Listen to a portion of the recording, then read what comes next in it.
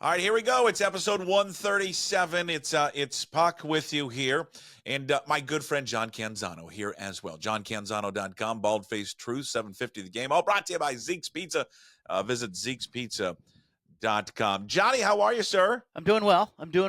Went to my niece's graduation over the weekend. Got a chance to get down to Central California.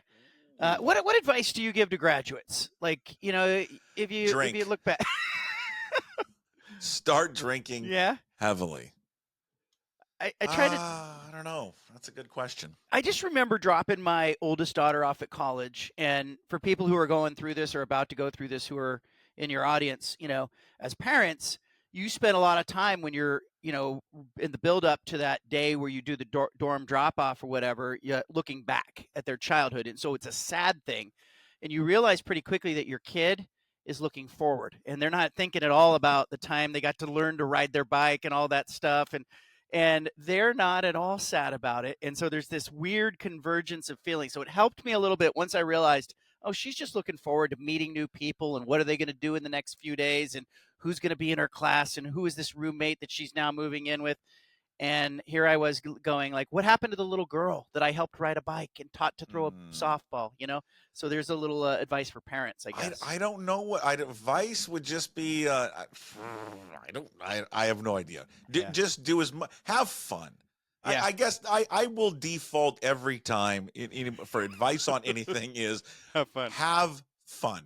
Yeah. You know what? Life is too short not to not have fun.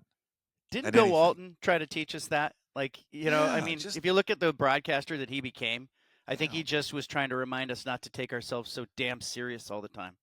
And that's what people do. They just take themselves. It's everybody takes themselves way too serious. Like this whole like Caitlin Clark, WNBA, ESPN, crime on crime now that's happening. I mean, it's just, first of all, like the best thing could have ever happened to this league, right? What is happening right now, because any attention is good attention. And I think for a league that has struggled to get attention, they're getting it now. They may not like how they're getting it, but they're getting it. But it is surreal to watch this and just how much their animosity there is over one certain player. And it also, like the whole media thing in the 24 hours after the shoulder check and like, what's wrong? Are they officiating her differently? Is she not paid her dues? All the discussion afterwards, there was some healthy discussion and some smart discussion in there, but a lot of it was some of the shoulder programming on all these shows that you see on ESPN and other places trying to siphon off all of the energy, siphon the attention. Look at me. What can I say that's so outlandish that people will be talking about me instead of Caitlin Clark? You all know who I'm talking about. Like, it's kind of gross when you think about it. Like, they know exactly what they're doing. And this other narrative that unless you've been watching the WNBA for the last 5 years, you shouldn't have an opinion on it is total crap. Like, you can go into a restaurant and then eat a meal and if it was good or bad. You don't have to go to culinary school to know whether or not you liked it. You got a Yelp account, go fill it out, and you're an expert reviewer all of a sudden.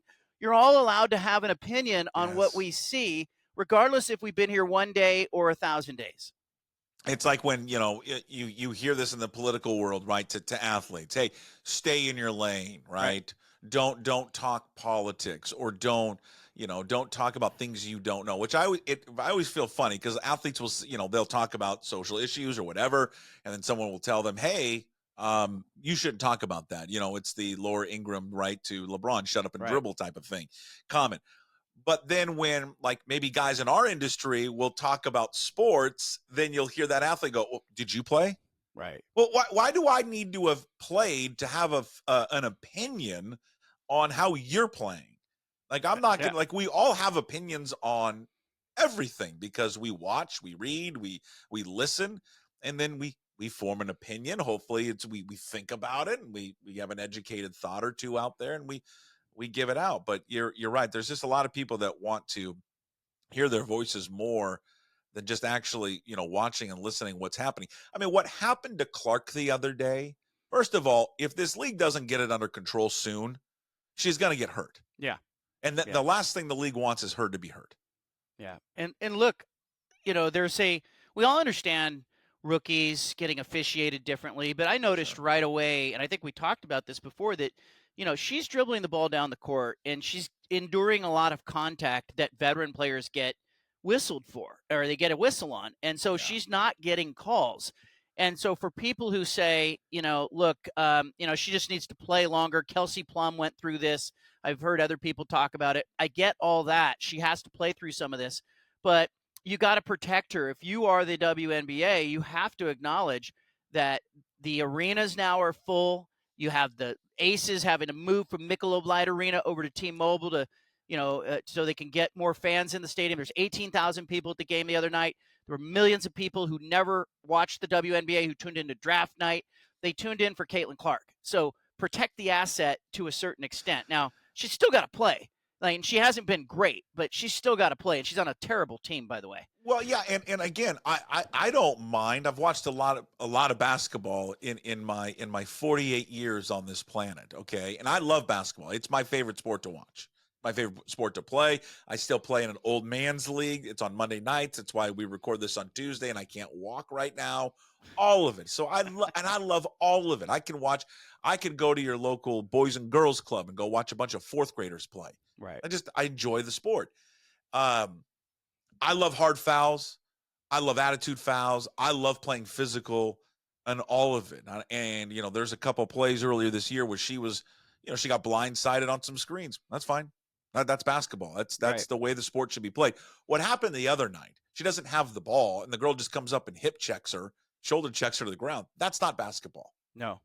And I went back and I watched several sequences before the play because I thought something must have been said or something had to have been built. And yes, it was chippy. And Caitlin Clark made a comment to her after a made basket. And that, there was a hard screen on the other end of the court that the defender got knocked off the ball. So there was some of that going on that built up to it.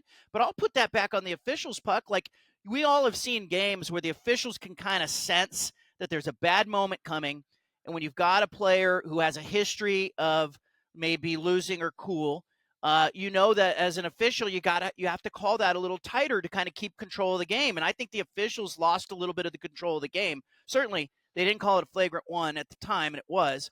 And then the aftermath of this is just, I think, a lot of empty space being filled by people who need to fill, their shoulder programming on ESPN because they can't put games on at 8 o'clock, 9 o'clock in the morning. So they have to put these shows on. But everybody's trying to go, look at me, look at me, look at me. The bottom line is we all have an opinion on Caitlin Clark. You don't have to have played the game to have an opinion on what happened the other night. You don't have to have followed the WNBA. If you're here now, the league should have open arms going, look at all these people talking about our league. This is great for the game. And I actually think this whole discussion is going to be ultimately good for Caitlin Clark because now what happens? All the sunshine, all the spotlight on her and how she's being officiated. You watch, Puck. They're going to protect her. What'd you make of the Angel Reese? What about me? I'm here. There's some Why truth is no in one watching me?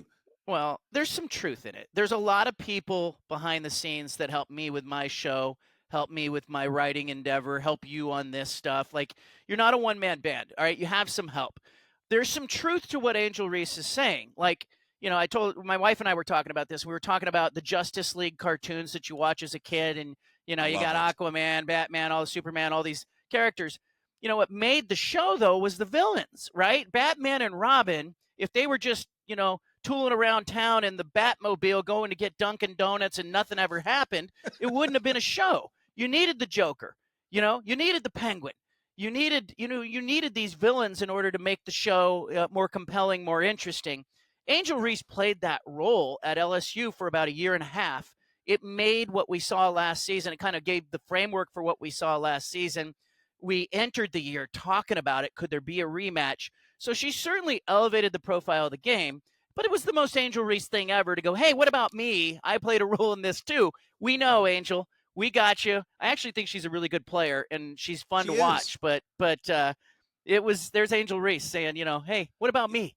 But there's just at the core of this whole thing is just an immense amount of jealousy from players inside that league. Yes, that's what's going on. And then I also listen. Sometimes this stuff is black and white, and in this case, it is black and white because you have a majority of black female players in this league that are looking at her, going, "Wait a minute." Yeah. So this white girl from the Midwest, now you guys want to pay attention to us? We've been here doing this for like 20 years. Yeah, she But that's is. just unfortunate. Like, and that plays a huge part in this whole discussion, this absolute Yeah. whole discussion, because this wouldn't be that big of a deal if she weren't white. It just wouldn't, that the whole, because she's getting so much attention, but it does root in I think a deep-seated amount of just jealousy, because they look at how much attention she's getting, and then they look at her endorsement deals, and they want those endorsement deals. Everybody does. Everybody wants the attention she's getting. It's more of the representation of what she is, because I Yeah. think if you are a player who's been in that league, first of all, regardless if you're black or white, you're looking and going, hey, I didn't get that attention. Correct. I didn't have that spotlight.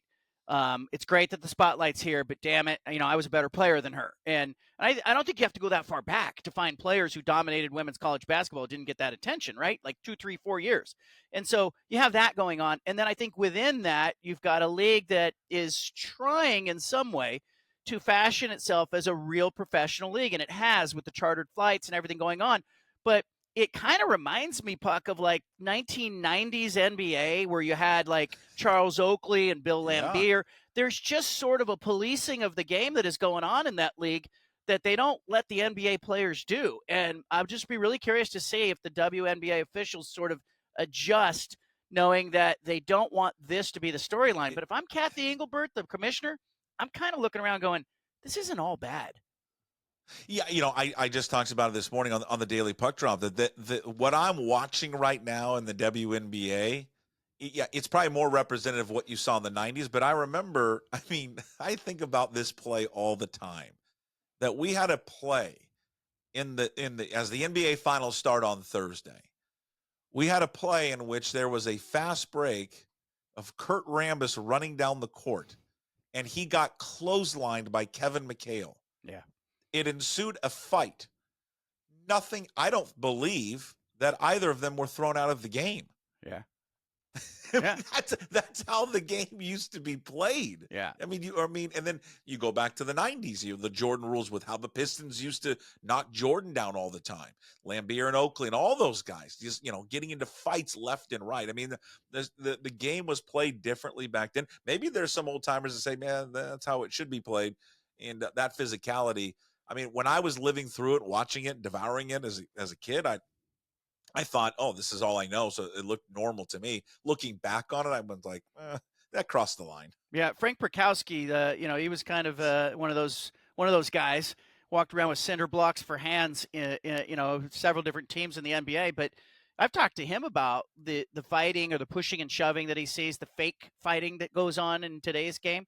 And he kind of rolls his eyes at it. And you go back even to 1977 NBA Finals, it's the 76ers and the Blazers.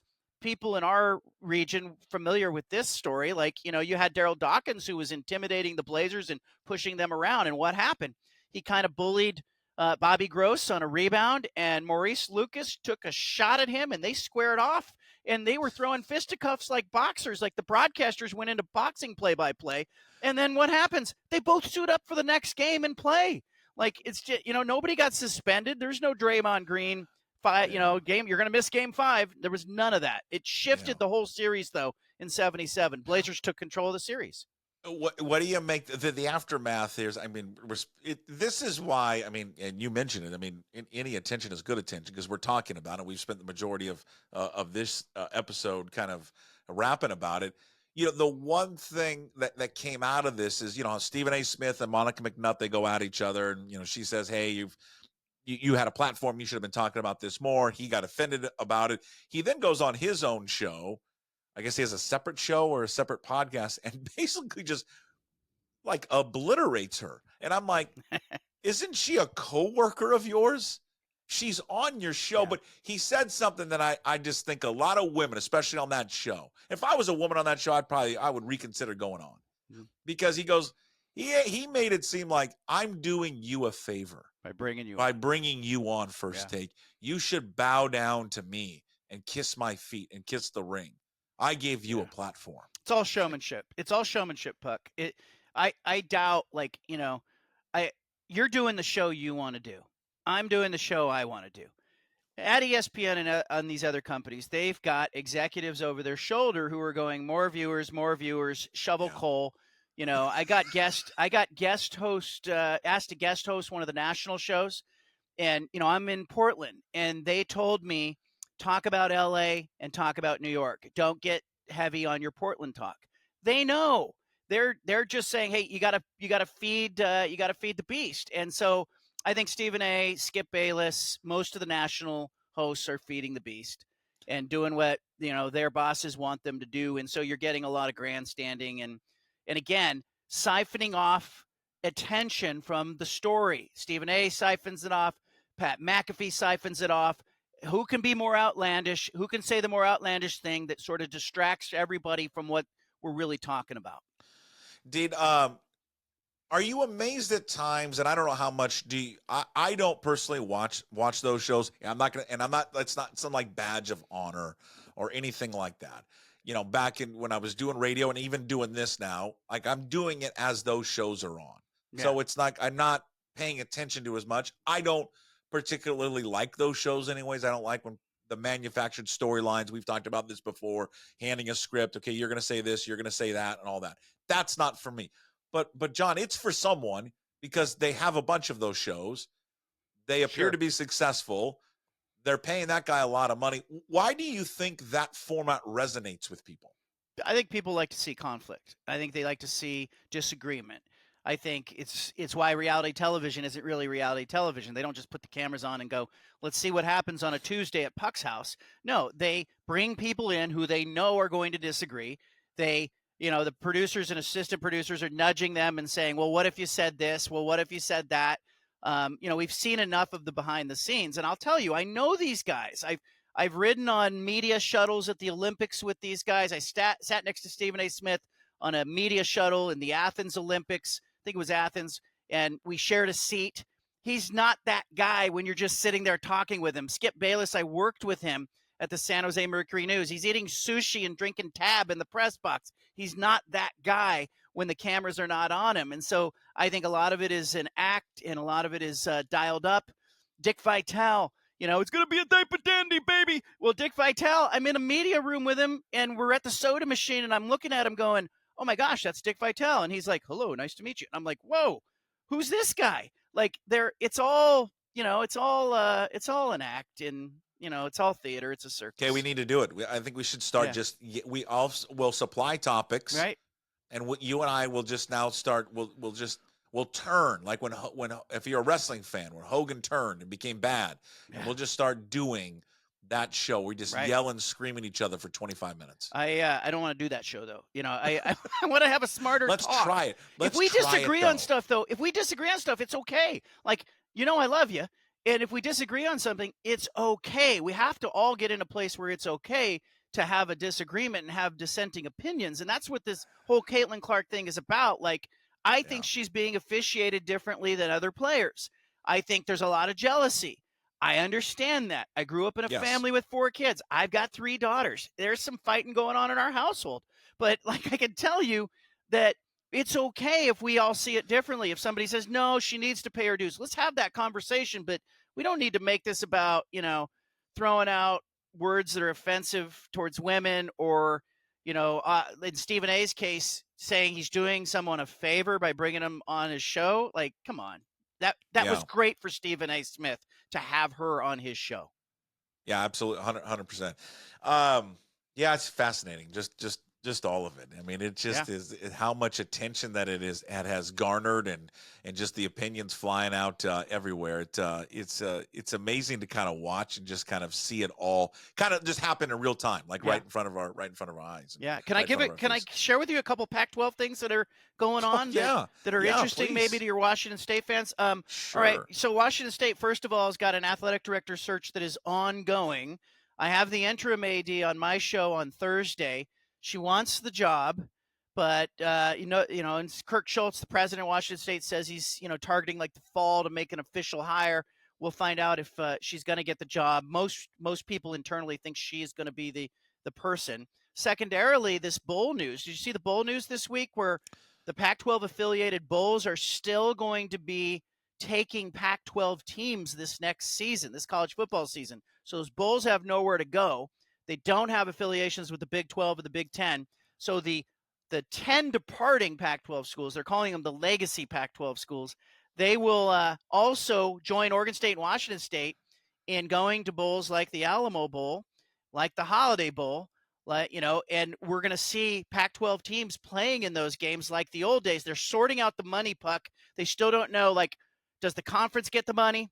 How much of the money goes to, if Washington plays in that game, how much goes to Washington and how much goes to the Pac-12 as we knew it. But it looks like those bowl games are going to be out there for Oregon State and Washington State fans who are wondering what happens, if they're the fourth best team and what would have been the old Pac-12. Well, guess what? There's going to be a place for them to play. Oh, let's go! I'll go to any bowl game, whatever. Yeah. I'll go anywhere to watch more football. Don't you think McCoy will get the job that they almost by default have to give her the job? Yes, and I misunderstood. See, I got a note from somebody who said, she's not focused on being the candidate and not focused on the permanent job, and I took that to mean she wasn't interested in it. But after I did some deeper dive on it, she's been talking publicly about wanting the job. She's been there 23 years. She knows where the money's buried, and that's really important right now. That continuity is important, especially with Chun gone, and you're reeling a little bit. So I do think she's probably going to get it. And the other thing is, who wants that job right now? You're not going to get a lateral move. You're going to get somebody who's coming up from a smaller conference, and maybe that's not the move to make right now if you're Washington State. So I think they'll go with her. What did you on one of your latest pieces? You traveled to Clovis, California, to talk to a 4-star recruit by the name of Deegan Rose, who's got offers from Oregon and Oregon State, Utah, Cal, Auburn, and others. What led you to him? All right, so I'd heard about him. I had heard about him just through people talking about, okay, there's this 4-star kid. He's in Central California. My brother happens to be who coaches like JV football at that same high school. I asked him about him. I said, is this kid legit? And he says, hey, Notre Dame's on campus looking at him. Other schools are here. Oregon State was around. I think they offered him. Well, they had 17 schools that came out to watch him throw one day, including Notre Dame. Several of the schools offered him on the spot. And so I'm down there at my niece's graduation. I said, are they practicing today? They said 6:30 in the morning, Puck, because it's like 1,000,000 degrees in Central California. They practice at 6:30 in the morning. They just do a little 7-on-7 practice. So I dragged my tired bones out to the field just to watch the kid. And the coach, the varsity coach, said, hey, you can shadow him. So I stood with him in drills, talked to the kid while he's warming up, stood right behind him while he was, in his 7-on-7, so I could see what he saw as he was kind of reading the defense and making the throws. I'll tell you what I saw. A guy who's 6'3", going to probably be 225, 230 by the time he gets to college. He's got offers from, you mentioned Oregon State, but, Arizona offered him, Utah offered him, Washington State's going to offer him. He said they've already talked to him. Notre Dame will offer him ultimately. But this kid, I talked to some of the recruiting experts, Brandon Huffman, 24/7 Sports, and he said 4 stars and rising, which means as he gets more offers, they just sort of say, okay, now you're a 5-star guy. Right. But the interesting thing about the kid is, as I kind of talked with him about making his college choice and asking him what was important to him, he wasn't blown away by, the big name schools and where he should go. He was more interested in, where can I play? And I don't think he'll end up at Fresno State. I think Fresno State's hoping to get him, but if Jeff Tedford's not there, I don't see the kid going there, and you don't know what Tedford's going to do. And again, he's a class of 26 kid. But it just was interesting to watch him make throws. He threw like an 18-yard out to the wide side of the field. He looked like, Drew Bledsoe. I mean, it was just on a rope. He made it all look easy. No big deal. Super nice kid. And just got a chance to, I don't often get to be around recruits. Got a chance to see a recruit who's got the whole world coming at him. And I asked him, what's that like? Like, his phone number's on his Twitter account. And I said, is your phone blowing up? And he said, he'll be at school in class, Puck. He'll get a text from his coach saying, hey, so-and-so school is here. They want to see you throw. And he plays baseball in the spring. So he says he often has college gear on because he's a football fan. He wears different teams. So he says he has to go to his locker. He changed to a black T-shirt that he keeps in his locker. He gets the ball. He goes out to the field, and he throws for him. And what do? They offer him right on the spot because once they see him throw a pass, they're like, okay, we have to have this kid. But it was fun just to kind of get into his head and do a different kind of column about a high school kid who's like in the middle of that storm. Yeah, it's crazy. I was really, yeah, that's what I enjoyed about it, because I wanted to see just how someone like this goes through the process and everything that comes with it. I think in today's crazy climate, because it's just so much different than it was, 5, 10, 15, 20 years ago. Yeah, How these guys are recruited. He even mentioned this is how tuned in the kid was. He knew I was from the state of Oregon. So he started asking me about Jonathan Smith, Michigan State, Aiden Childs. He was asking me about Oregon State. How are they going to be afterwards? He asked me about Washington State.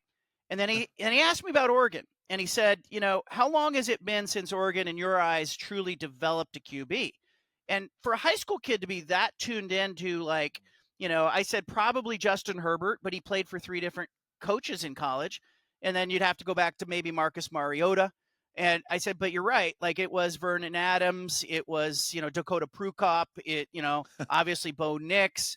It had been a succession of stopgaps for Oregon. So I think if he goes somewhere like Oregon, it will have to be with Oregon saying to him, look, we're really interested in developing you. And we're not going to bring a guy in when you're a junior who's going to replace you.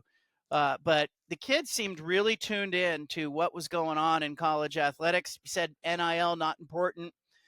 He said he was more concerned about, like, who's willing to develop a quarterback. That's a great story. Go read it, johncanzano.com. It's not the only great story. He's got everything up there. johncanzano.com.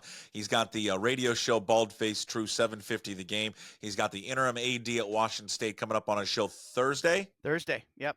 Thursday. So go check that out.